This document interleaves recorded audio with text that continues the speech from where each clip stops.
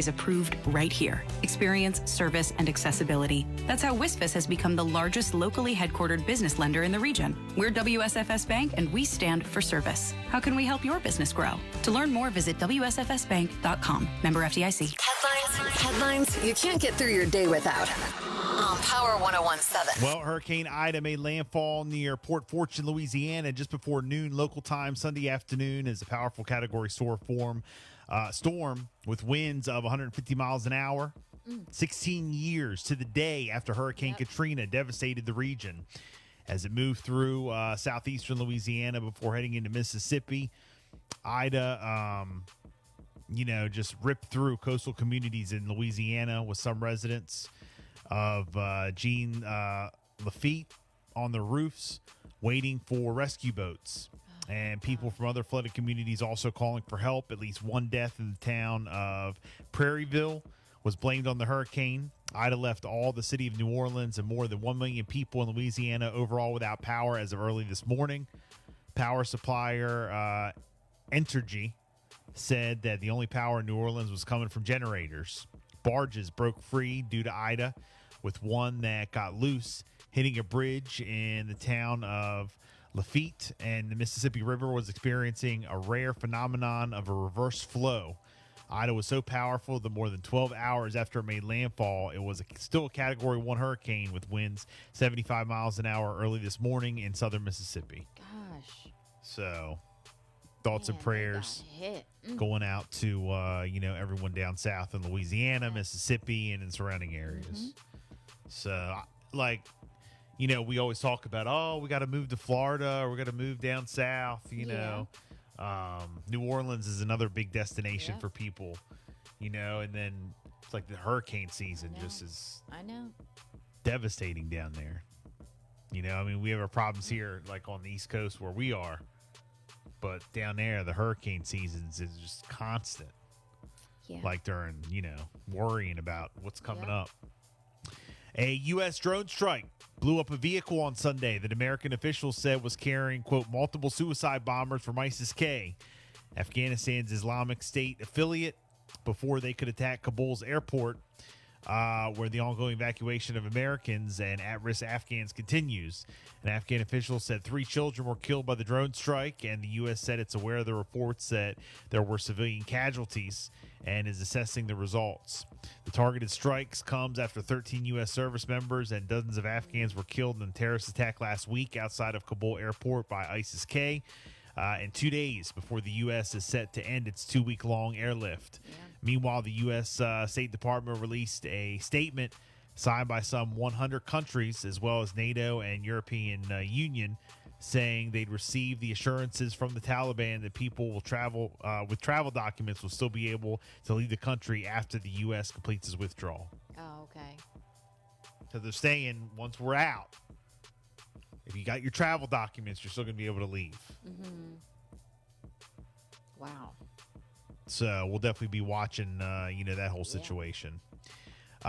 Speaking of President Biden, him and the First Lady Jill Biden were at Dover Air Force Base yesterday for the return of the bodies of 13 U.S. troops killed by a suicide bombing outside of Kabul airport in Afghanistan last week. Before the dignified transfer ritual, the Bidens met privately with family members of those killed, joining them at a solemn ceremony where Defense Secretary Lloyd Austin, Chairman Joint Chiefs of Staff, General Mark Milley, and Secretary of State Anthony Blinken. So, thoughts and prayers going out. Very sad day as the 13 troops killed in Afghanistan return home. So sad. Dr. Scott Gottlieb, a former head of the Food and Drug Administration and a member of Pfizer's board of directors, said Sunday that Pfizer's COVID-19 vaccine could be available to children younger than 12 by early winter. Gottlieb said to CBS Face the Nation that the agency will be in a position to make an authorization. He says, I believe at some point late fall, probably early winter, and probably they're going to be based their decision on the circumstances around the country. What the urgency is to get the vaccine to kids. He says there's about 300 children being hospitalized each day with COVID. The infection rates among children have increased within schools reopening. So they're hoping to get it to school-age kids by fall or winter, yes.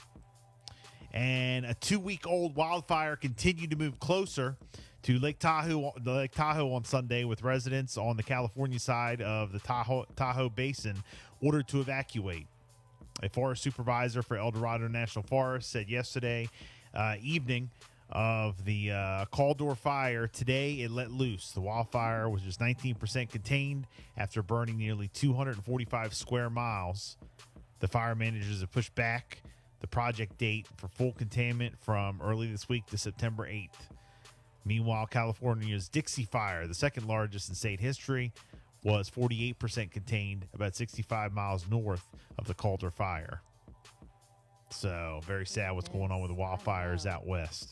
I couldn't even imagine. Jess, you got some local Shame. stories. Yes, the Delaware State Police have arrested 2 people after finding a body in a cornfield on August the 21st. Police say that 29-year-old Ronald Super Jr. and 30-year-old Tori Ballora Felton are now facing multiple charges, including first-degree murder. Also, the Ocean City Fire Department, 7 people are back on dry land after they had to be rescued from a boat fire. The Ocean City Fire Department says that they were called to the inlet against the South Jetty for a boat fire around 5:15 a.m. on Sunday. When firefighters arrived on the scene, they say that they could see 7 passengers on the boat. All 7 passengers were pulled from the burning boat and another civilian boat that was nearby. OCFD says that none of the passengers were injured in the fire. The United States Coast Guard set up a perimeter around the scene while it was cleared, and the cause of the fire is under investigation. And celebrities stepped onto the basketball court to bring awareness to bullying, cancer, and mental health. Celebrities and famous athletes to artists walked down a red carpet and dribbled their way onto a basketball court. It was all for a good cause, and it can just make a difference in a few kids' lives, Bubba Almany says.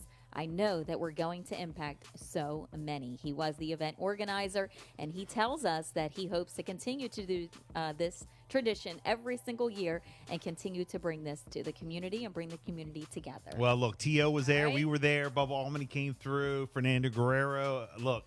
Huge event. Yeah. Taking place here on the shore. Space Jam from the Globetrotters was there. That's what's up. He showed off. I think he scored like 56 points. Wow. In the game. The game was like 124 to Oh my 123, something like gosh. that. Yeah, but he was like showing off. Yeah, yeah. So. No, that was great. Space Jam. He was the one. That's so it was a wonderful. great event. Worcester County Recreation Center in Soho over the weekend. Hopefully you guys got a chance to go. If not, We missed out. Bubba Almany came through. I know. It was college move-in day for us. So there was one or two people who I heard was like, oh, I didn't know if T.O. would show up or not. I wish I would have come. Oh, my God. He was there. Oh, my God. They advertised he was there, and he was there. Yeah. You know? So, man. It's Bill and Jessica show. We got sports up next. Here's Janae.